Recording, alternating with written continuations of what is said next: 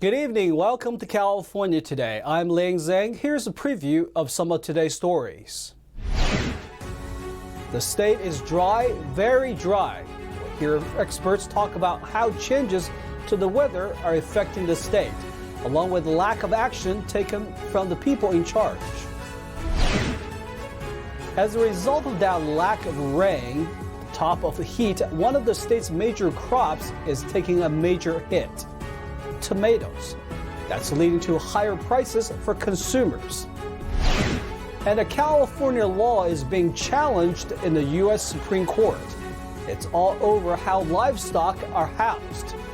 We'll have the details. The past 3 years have been California's driest on record. On Monday, state officials said that they're preparing for the streak to continue.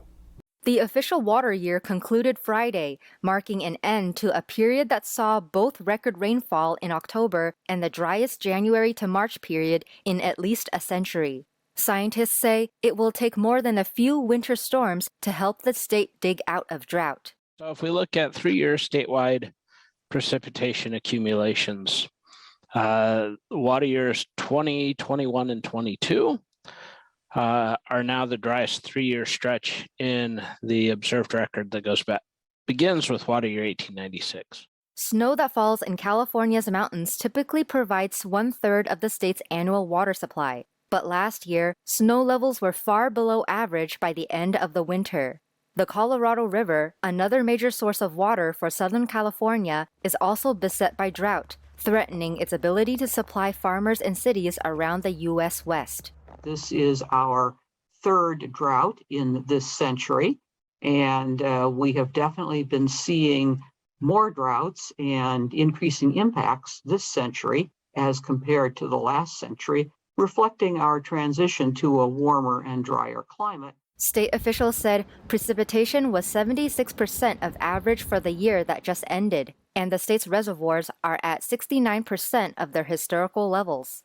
We can't just continue thinking of drought as something that happens occasionally and we go about our normal way of life once the drought is over. We really are transitioning to different conditions that we need to plan and adapt for.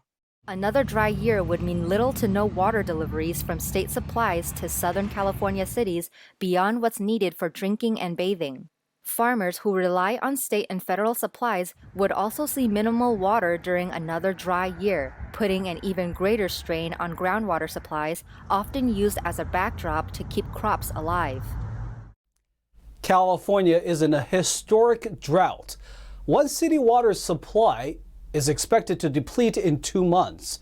The engineer says local water districts don't have the ability to optimize their water systems.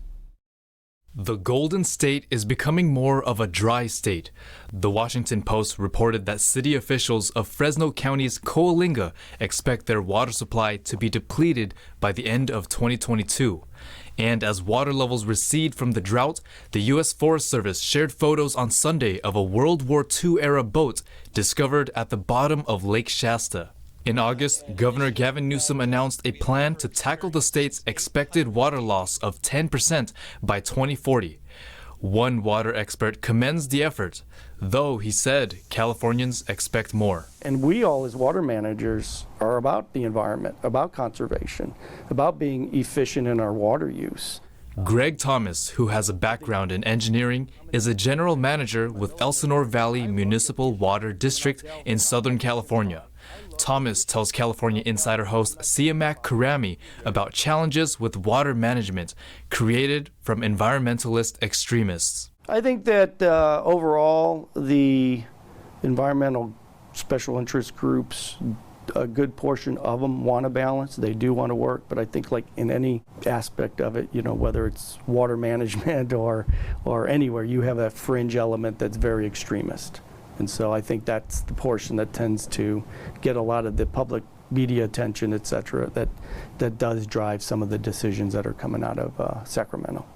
The state plans to create storage space for up to 4 million acre-feet of water to capitalize on water surplus from big storms. But certain regulations to prevent animal extinction, he says, hampers the ability to manage the water system more efficiently. for instance, there's only certain times you can pump water through the delta, the Bay Delta, based on the delta smelt or some other species aspect related to it. So when we have these big deluges of water, for instance, in December, we had so much rain and snow, we had massive amounts of rain, all that went out. The water could have been pumped and placed into off-stream storage. We really need some off-site storage. We need fix to the conveyance system, the delta tunnels. Definitely think and recognizing that water reuse, recycling our wastewater to drinking water standards. The state plans to recycle at least 800,000 acre-feet of water per year by 2030, enabling use of wastewater being discharged to the ocean. To watch the full program, find California Insider on YouTube or Epic TV on the Epic Times website. In other news, the California drought is pushing up food prices. A lack of rain and snow and a shrinking Colorado River have reduced the summer crops. Here's more. California's historic drought has threatened crops, driving up prices on produce and putting another strain on budgets already stretched thin by inflation. A tomato crop will take about 24 to 28 inches of water to grow the way we're doing it. And if we don't have that water, we just won't grow it. Aaron Barcelos planted just a quarter of the 2,000 acres of his family's fourth-generation farm in Central California. This summer, he harvested tomatoes 2 weeks early to prevent further drought damage. He says this year's tomato crop is only 10 to 15% of what it would normally be. Right now, we're in a field that we're harvesting probably 2 weeks early because the heat has just brought it on sooner, and these tomatoes are starting to go bad where they're not going to be usable if we don't get them off pretty soon. Central California, an area known as the U.S. Salad Bowl, has suffered from a lack of rain and snow, and restricted water supplies from the Colorado River have withered summer crops like tomatoes and onions. Leafy greens grown in winter are also threatened, with no end in sight. The rise in food prices in 2022 helped drive U.S. inflation to its highest levels in 40 years. California's drought, on top of Hurricane Ian ravaging citrus and tomato crops in Florida, is likely to push food costs even higher. Our Greg Pruitt is a sales and energy manager at Ingomar Packing Company, a tomato product supplier. As the crop gets shorter and shorter, there becomes times when you have to have conversations with customers about not being able to pack their entire volume, which is something that we very much like to avoid. But in situations like this, when you're dealing with Mother Nature and she doesn't cooperate, then sometimes those are tough conversations that you need to have. The most recent drought in California began in 2020, worsening with the Central Valley's driest January and February in recorded history. California's livestock mandate, which concerns animal housing, is now at the fate of the U.S. Supreme Court. This week, justices will begin hearing oral arguments for the heavily debated Proposition 12. This week, a lawsuit against California's Proposition 12 is scheduled to be heard in the U.S. Supreme Court. Proposition 12 is an animal care law designed to give livestock better living conditions, but at the same time, it also influences how out-of-state producers can do business. According to California's animal care program, Proposition 12 requires that covered animals be housed in confinement systems that comply with specific standards for freedom of movement, cage-free design, and minimum floor space. This law prohibits companies from conducting business within the state if restrictions are violated. Back in March, the U.S. Supreme Court agreed to hear the case in the filing by the American Farm Bureau Federation and the National Pork Producers Council. The two groups argue that California's law violates the U.S. Constitution's Commerce Clause. That clause restricts individual states from regulating commerce outside their borders. So far, over 26 states and many agriculture agencies agree that this law will have substantial burdens to interstate commerce and will provide California little benefit. The Biden administration also backed the Supreme Court filing, stating that the proposition would require costly changes that would negatively affect the livestock industry. But many opposition groups say the Commerce Clause is too weak of an argument. According to The Guardian, UC Davis agricultural economists Richard Sexton and Daniel Sumner said, not only are the industry's arguments flawed as a reflection of basic economic incentives, but they are factually implausible. Sexton claims that many pork producers are already crate-free and only less than 10% would be impacted to meet California's requirements. He also says that as a result of the proposition, retail pork prices in California would only increase approximately 7.2% and decrease elsewhere in the United States.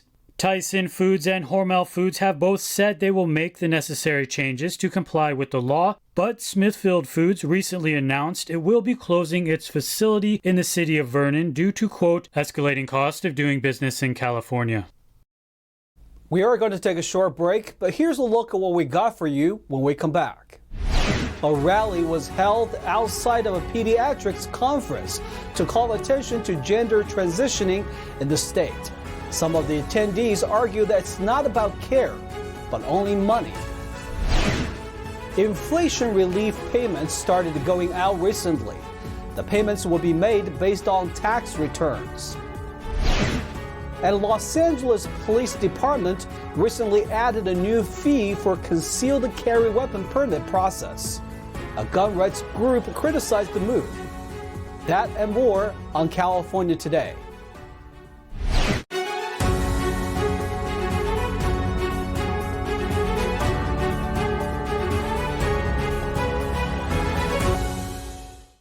Medical professionals, detransitioners, and community members held a rally to raise awareness on gender-affirming care.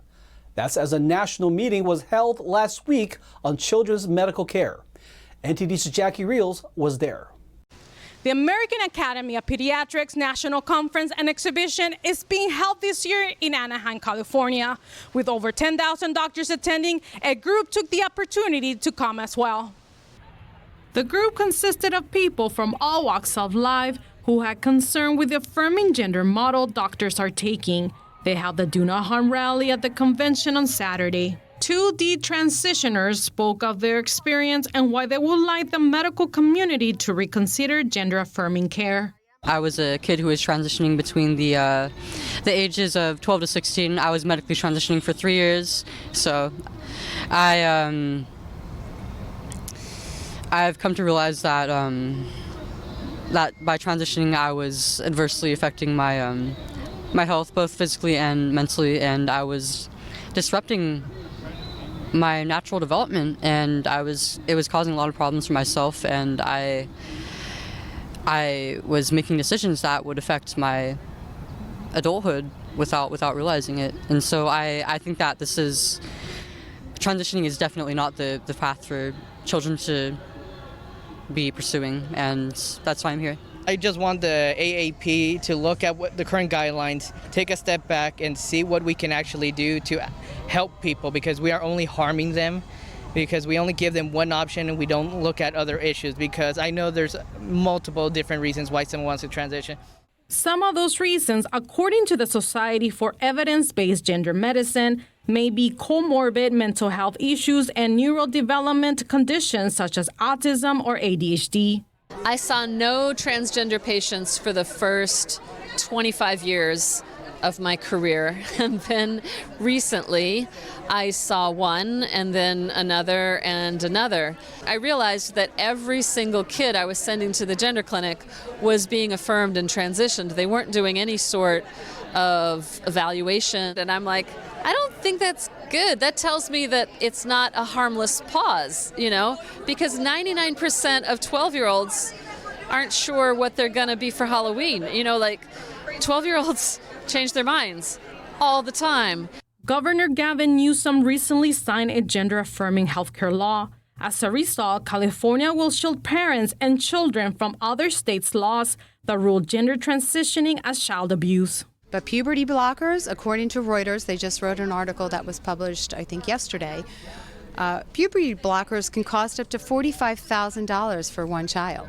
And it has to be covered by insurance in most states. In California, it is required. That is a cash cow. $45,000 to insert puberty blockers into a kid's body, it's worth a lot of money. These children need to be permitted to grow and go through natural puberty. They should have a chance to get comfortable in their developing bodies, but instead the medical community is pushing gender non-conforming children into having medical procedures. Many of these kids would just turn out to be gay. Instead, they are lifelong medical patients. Each patient gives the medical complex millions of dollars, and in exchange, they continue to have complications, difficulty finding romantic partners, and they will never have biological children. If the current rate of kids that are being transitioned continues, we're going to have a whole generation of sterile human beings. Counter-protest groups dressed in full black garb disrupted the rally by chanting and blocking cameras with signs. Jackie Rios, NTD News, Anaheim. The state started to send out the middle-class tax refund to taxpayers last week. The governor and some lawmakers say it's to relieve the inflation pressure. The one-time middle-class tax refund started going into taxpayer accounts on October 7th. Payments are expected to be completed by January 15th, 2023. This is part of the $308 billion state budget signed by Governor Gavin Newsom in June. Newsom, along with Senate President Pro Tem Tony Atkins and Assembly Speaker Anthony Rendon, issued a joint statement on the payments. They wrote, quote, California's budget addresses the state's most pressing needs and prioritizes getting dollars back into the pockets of millions of Californians who are grappling with global inflation and rising prices of everything from gas to groceries. The refunds are based on 2020 tax filing status and income. Direct deposits will be issued first. Debit cards will be mailed between October 25th through January 15th. To reach Californians who do not file taxes, the state will increase supplemental Social Security grants by about $39 per month for individuals and $100 for couples. But many retirees who receive Social Security from the federal government and do not file taxes will still be left out of the program.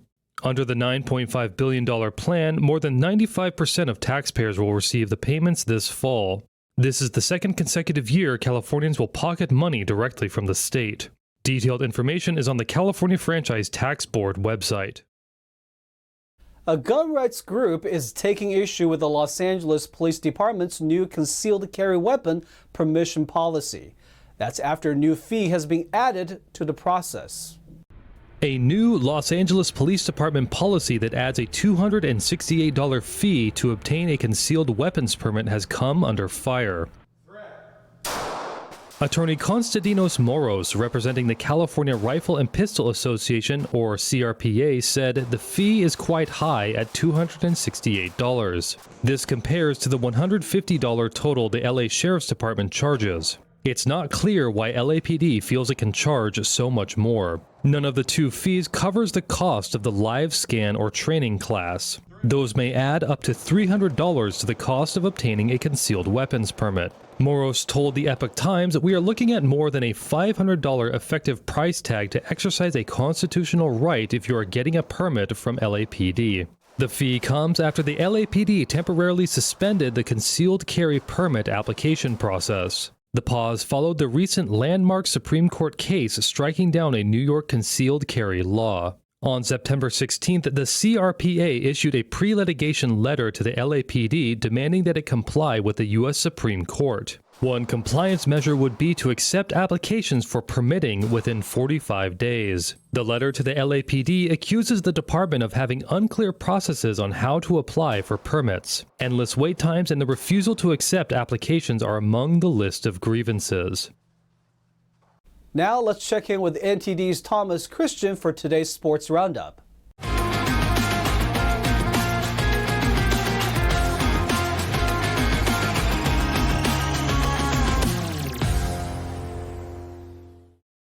I'm Thomas Christian, giving you the California Today Sports Roundup. The Los Angeles Dodgers enter the 2022 MLB playoffs on Tuesday, hoping their spectacular regular season success will translate into postseason glory, and then they can officially open up a dynasty discussion. The Dodgers won a franchise record 111 games this season to claim their 9th NL West title in 10 years, behind outstanding play from a roster that now has the second highest payroll in baseball at $290 million. The first stop on LA's potential road to greatness is San Diego. The Padres were forced to settle for second place in the NL West after the Dodgers totaled the second highest win total ever behind the 1906 Cubs. But all the Padres have to do is win 3 out of the next 5 to send the boys in blue packing. Gnawing at Los Angeles fans everywhere is the fact that despite their decade of dominance, the team has only won 1 World Series that came at the end of the 60-game pandemic-shortened 2020 season. While a ring could solidify this Dodgers era in history, they still appear mortal from the eyes of opponents everywhere. If the Dodgers have a weakness, it's probably their pitching depth after ace Walker Buehler was sidelined following season-ending elbow surgery. The Dodgers will look to Julio Urias, who just wrapped up a Cy Young Award caliber season, and veteran lefty Clayton Kershaw to get the team off to a strong start when they face their NL West rivals in the best-of-5 divisional round starting on Tuesday. The Dodgers were 15-4 against the Padres this year and will host the first 2 games of the series at Dodger Stadium, as well as a winner-takes-all Game 5, if necessary. A revenge World Series against the AL's best team this season, the Houston Astros, could also be in the cards. Taking the lead in their NFC West division with a landslide 37-15 victory over the Carolina Panthers, San Francisco had plenty of cause to celebrate after Sunday. But mid-season jubilation had to be halted after it appears the 49ers sustained 4 key injuries despite the win, which could threaten their entire season's outlook going forward. On special teams, kicker Robbie Gould sustained a knee contusion during a blocked field goal attempt. The 39-year-old will undergo further evaluation before a timetable for return is discussed, but the 49ers will miss the consistent leg of Gould dearly if they are unable to find a suitable replacement by the time they arrive in Atlanta next Sunday. The Niners' dominant defense that has helped them to this 3-2 record took some big hits last Sunday as well. Cornerback Emmanuel Mosley, safety Jimmy Ward, and defensive end Nick Bosa all exited the game with injuries that looked to keep them out multiple games. Perhaps the single most important piece of San Francisco's defense is Nick Bosa, who is now out with a groin strain with no current timetable. Bosa's ability to pressure opposing quarterbacks is elite in the NFL, and in his absence, the 49ers will have to take a more conservative approach to defense. However, taking a conservative approach in the modern NFL means sitting back and defending passes, something that's going to be increasingly difficult for San Francisco because they also lost 2 stalwarts of their secondary. Emmanuel Mosley is out for the season with a torn ACL, a big blow considering he was the 49ers' best cornerback going into last Sunday. Jimmy Ward may be able to return before the season's end, but not before undergoing surgery to repair a broken left hand. Unlike with Bosa, San Francisco has some workable solutions to patchwork a pass defense while Ward and Mosley recover. Still, backup players shouldn't be expected to perform as well as the starters, and so there is now added pressure on Jimmy Garoppolo in the 49ers offense to put more points on the board in the short term. And that's all for the sports. That's all we've got for you tonight. We'd like you to join us again on California Today every weekday at 8:30 p.m. Make sure to check out our broadcasts on our California Today webpage. You can find it at ntd.com/California-today. You can also find all of our top latest clips there, ready to share with friends and family. Send us a message on Twitter, Facebook, or Instagram, or through our email, california.today@ntd.com. I'm Liang Zhang. Have a wonderful evening.